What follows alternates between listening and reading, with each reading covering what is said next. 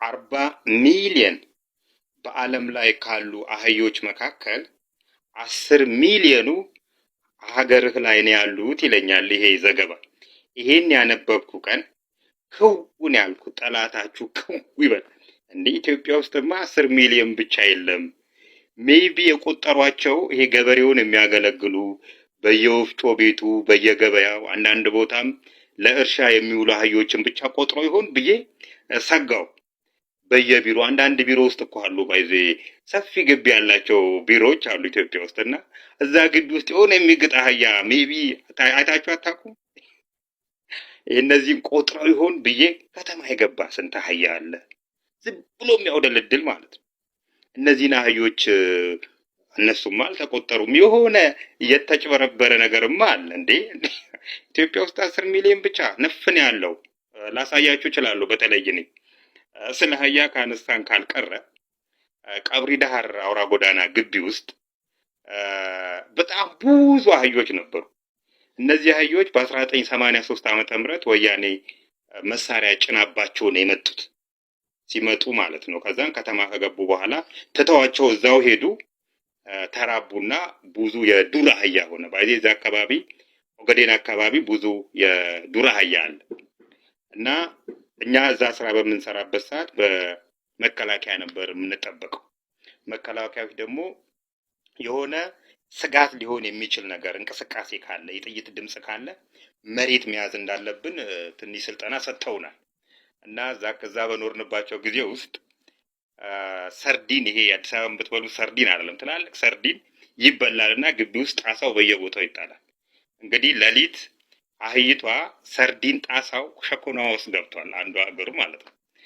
እና ስትሄድ እኛ የምንኖርበት አካባቢ ስትሄድ ቋ ትላለችና በተማርነው መሰረት መሬት ላይ ለጥ ነው ብለን የተኛ ነውና ብዙ የተኙ ሰዎች አሉ። ሰዎች ናቸው እንደናቸው ሜቢ እዛ ያሉ አህዮች ተቆጥሮ ይሆን ብዬ ሰጋው።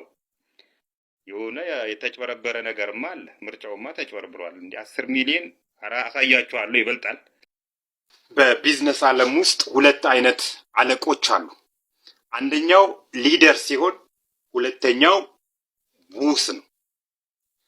ስለነዚህ ሁለት አለቆች ከመንገሬ በፊት ሰዎች ኢየሱስ እረኛዬ ነው ይላሉ። ኢየሱስ ዱላ ይዞ እንደዚህ እንደ እረኛ የሚጠብቃቸው አይነት አይደለም። ይህን ትልቅ የቢዝነስ ፍልስፍና ካስተማረባቸው መስኮች አንዱ ኢየሱስ በጎች መጠበቁ ነው። ኢየሱስ በጎች ሲጠብቅ እነሱ በጎቹ ከኋላው ነው የሚሄዱት፣ እሱ ፊት ፊት ይሄዳል። ከመቶ አንዱ ቢጠፋ 99ን ለቆ አንዷን ፍለጋ እንደሚሄድ ኤክስፒሪየንስ አድርገዋል። ስለዚህ ስለሚተማመኑበት በፍቅር ይከተሉታል። የኛ ሀገር እረኛ ግን በጎቹ ፊት ፊት ይሄዳሉ፣ እሱ ከኋላ ጅራፍና ዱላ ይዞ በጥላቻ ይነዳቸዋል። ወደ ጀመርነው ጉዳይ እንመለስ። ሊደር መጀመሪያ ሊደር ከተቀመጠበት ወንበር ላይ ይነሳና ፊት ለፊት ይሰለፋል ከበጎቹ ፊት። ሲነሳ ሎዲንጉን ክብደቱን የስራውን ክብደት ይቀንሳል ከስራው ላይ በመነሳቱ ምክንያት። ሁለተኛ ፊት ይሆናል። ፊት ሆኖ ስራ ሲያግዝ ፎርስ ይጨምራል፣ የስራውን ፍጥነት ይጨምረዋል ማለት ነው። ሶስተኛ ላይ ግን ዳይሬክሽን ፊት ስለሆነ ዳይሬክሽን ያሳያቸዋል። በዚህም ረጃጅም መንገዶች መሄድ የለም። ኦልሬዲ ሊደር ነው፣ ፊት ለፊት ይሄዳል እንደ ኢየሱስ ማለት ነው። ሌሎቹ በፍቅር ይከተሉታል።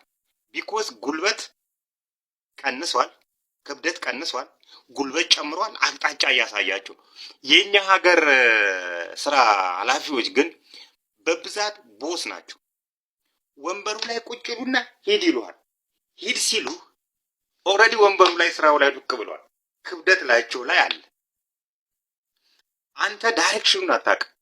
ያ ቃል ተብሎ የተቀመጠውን ሰውዬ እንደኛ ሀገር የበግረኛ እየነዳህ ነው ያለው። በጉ ነው እየመራህ ያለው እንጂ እረኛው አይደለም እየመራህ ያለውና በፍቅር እንዲከተሏችሁ መጀመሪያ ከወንበራችሁ ላይ ተነሱ። ከወንበራችሁ ላይ ስትነሱ ክብደት ቅድም እንዳልኳችሁ ነው የሚሆኑት።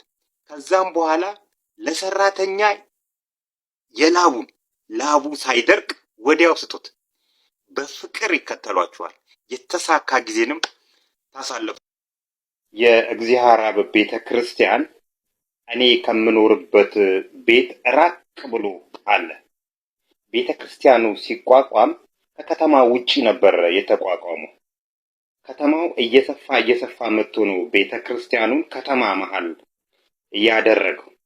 አንዳንዴ ከረጅም ቦታ በሚመጣ ሞገድ የቅዳሴና የስብከት ድምፅ እሰማለሁ።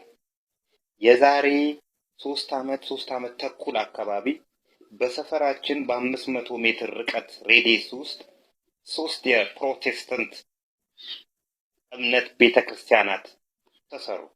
ትላልቅ ስፒከሮች አሏቸው ሶስቱም።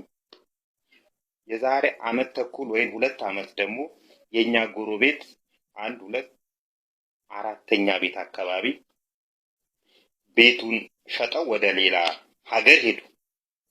እዛ የገዛው አካል የሆነ እንደ 4 ማዕዘን አይነት መስጊድ የሚመስል ቅርጽ ሰርቶ አንድ ረጅም እንጨት ተተክሏል። እዛ ረጅም እንጨት ላይ 3 የድሮ ድምፅ ማጉያዎች እንትን የሚባልበት የድሮዎቹ ማለት ነው እነሱ ተተክለው አየው።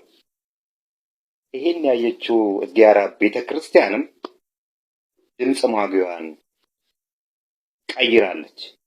በዚህ በጾም ወቅት እኛ ሰፈር ያለ ድምፅ ልነግራችሁ አልችልም። አሁን ስለዚህ ጉዳይ አስተያየት ለመስጠት ከሃይማኖታዊ ወገንተናዊነት የራቅን ልንሆን ይገባል። ግን አላህ እግዚአብሔር እንዲህ ተበሻሸቁ ይላል እንዴ? እኔ የገቡበት ብሽሽቅ ማለት ነው። ዝም ብዬ ሳስበው የሆነ ቄስ ቆያንን ሽቅ ላብሽቀው ብሎ ድምፁን ሃይማኖት እምነት በልብ ነው።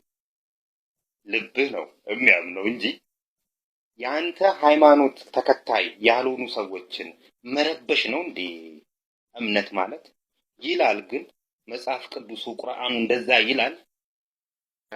ጅቡቲ ወይንም ከበርበራን የተነሱት እነዚህ የምታያቸው መኪኖች ከሀረር ስመጣ ደንገጎ ላይ አገኘዋቸው። ደንገጎ ላይ እንግዲህ ኩርባ ስለሆነ ቀጥ ያለ መንገድ ላይ ካልሆነ በስተቀር መኪኖችን አያሳልፉም እና ቀጥ ያለ መንገድ ላይ ሲደርሱ ብቻ መኪኖችን እያሳለፉ እየቆሙ በእግራቸው ነው የሚሄዱት። ባይዜ ሰራተኞቹ የጸጥታ አካላት አሉ፣ ቻይናዎች አሉ፣ ሰራተኞች አሉ እና ቀስ እያለ ነው የሚሄደው። ሰራተኞቹ በእግራቸው ይከተሉታል። አስባችሁታል? ከጅቡቲ ወይንም ከበርበራን የተነሱት መድረሻቸው ደግሞ አባይ ግድብ ነው። የሚገርማችሁ ነገር ከኋላ ጎማ ጭነዋል። በጣም ብዙ ጎማ ማለት ነው። እኔ አንድ መኪና ከአንድ ሀገር ወደ አንድ ሀገር ሲሄድ ነዳጅ ሊጨርስ ይችላል። ነዳጅ ሲጨርስ ነዳጅ ይሞላል። ጎማ ይጨርሳል ተብሎ አይታሰብም። ጎማም ያልቃል። ታውቃላችሁ? ለካ አንድ ሀገር ስትሄዱ ጎማ በጣም ብዙ ጎማ ከኋላ ጭነዋል። ሁሉም ማለት በምችሉበት ደረጃ በቀን 8ኛ ወር ነው ያየዋቸው ደንገጎ ላይ አመት ባሌን ውዬ ቴክሾሎ ገዴ ብዬ በቀን 14 ወደ አዲስ አበባ ሲሄድ ሃይዌይ ላይ ያገኘዋቸው ደንገጎ ላይ ያገኘዋቸው ይሁኑ ሌላ ይሁኑ አላውቅም፣ ብዙ ስለሆኑ ማለት ነው። እና በቀን 18 ግማሾቹ አባይ ገደብ የደረሱ አሉ። ግማሾቹ አንደኛው አባይ በረሃ ላይ የወደቀ አንድ ወዳጄ ላከልኝ እና ምን ለማለት ፈልጌ ነው፣ እነዚህ ሰራተኞች እንግዲህ ከጅቡቲ እስከ አባይ ግድብ ድረስ